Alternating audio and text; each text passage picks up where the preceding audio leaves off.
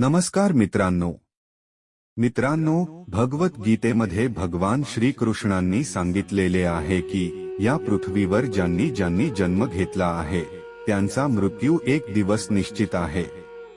असे मानले जाते की जे व्यक्ती अकाली मरण पावतात त्यांना मोक्ष प्राप्त होत नाही।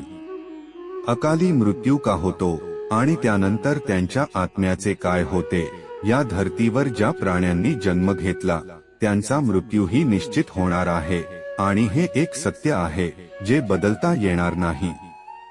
या पृथ्वीवर जीवांची संख्या इतकी आहे की रोज कोणाचा ना कोणाचा तरी मृत्यू होतो, हे आपल्या सर्वांनाच ठाऊक आहे। आणि सर्व मनुष्याला मोक्ष प्राप्त होतो असे नाही। त्यापैकी काही असेही असतात की त्यांचा आत्मा शतकानुशतके या पृथ्वीवर राहतो। याचे कारण म्हणजे त्यांचा अकाली मृत्यू होतो। आपण अनेकदा पाहिले असेल की रस्ते अपघात किंवा कोणत्याही अपघातामुळे लोक आपला जीव गमावतात। असा जो मृत्यू होतो अशा मृत्यूंना धर्मग्रंथांमध्ये अकाली किंवा अचानक मृत्यू म्हटले गेले आहे।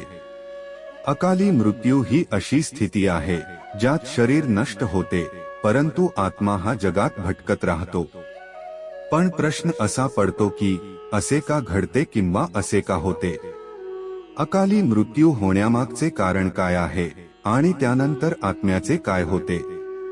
नमस्कार मित्रांनो, पुन्हा एकदा आम्ही तुमच्यासाठी एक माहितीपूर्ण व्हिडिओ घेऊन आलो आहोत, तेव्हा उशीर न करता आजचा व्हिडिओ सुरू करूया आणि जाणून घेऊया अकाली मृत्यू बाबतची सत्य गोष्ट। तर अकाली मृत्यू का होतो? मित्रांनो, सामान्य मृत्यूबद्दल आपल्या सर्वांना माहितीही आहे आणि आपण ते समजतोही, पण अकाली मृत्यू हा विषय असा आहे की त्याबद्दल अनेक गोष्टी सांगितल्या जातात।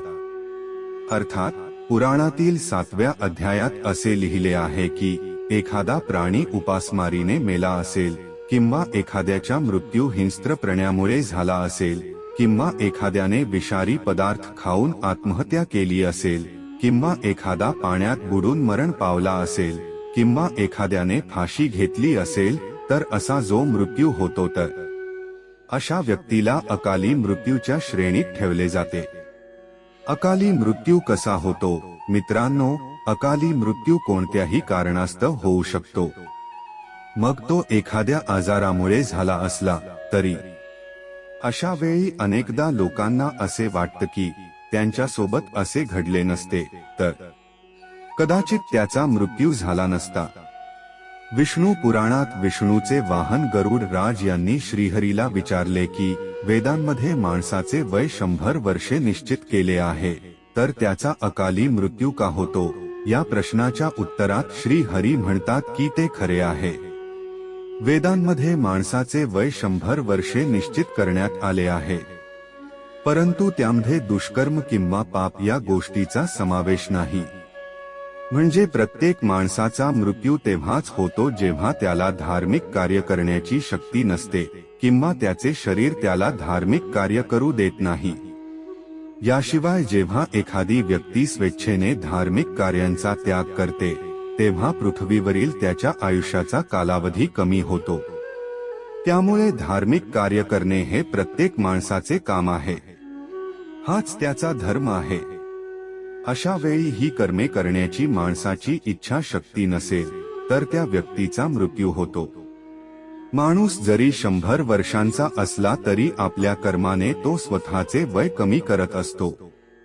वेदांचे ज्ञान नसल्यामुळे माणूस कधी वाईट कर्म करत राहतो हे त्याला कळतच नाही। आता प्रश्न पडतो तो म्हणजे अकाली मृत्यूनंतर आत्म्याचे काय होते? अर्थात पुढे पुराणात श्री हरी विष्णू असेही म्हणतात की मानवाच्या जीवनाबरोबर चक्र निश्चित आहे। अशा वेळी अकाली मृत्यू झालेल्या व्यक्तींना हे चक्र पूर्ण करता येत नाही। त्यामुळे मृत्यूनंतरही त्याला अनेक प्रकारचे दुःख सोसावे लागते। किंबहुना अकस्मात मृत्यूमुळे माणसाची इच्छा आणि कामना ही अपूर्ण राहते, जी कधीच पूर्ण होऊ शकत नाही।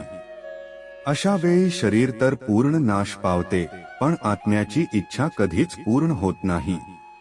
अशा स्थितीत अकाली मृत्यू झालेला आत्मा हा आपल्या नातेवाईकांना किंवा जिवंत लोकांना परेशान करतो आणि त्यांच्या इच्छा पूर्ण करण्याचा प्रयत्नही करतो. गरुड पुराणात असे सांगितले आहे की नैसर्गिक मृत्यूने मरण पावलेल्या व्यक्तीला 3, 10, 13 किंवा 40 दिवसांत दुसरे शरीर मिळते, तर अकाली मरण पावणारी व्यक्ती भूत, पिशाच, कुष्मांडा, ब्रह्मराक्षस, बेताल आणि छत्रपाल योनीमध्ये भटकत राहतो. त्यामुळे त्याच्या आत्म्याला सहजासहजी शांती मिळत नाही.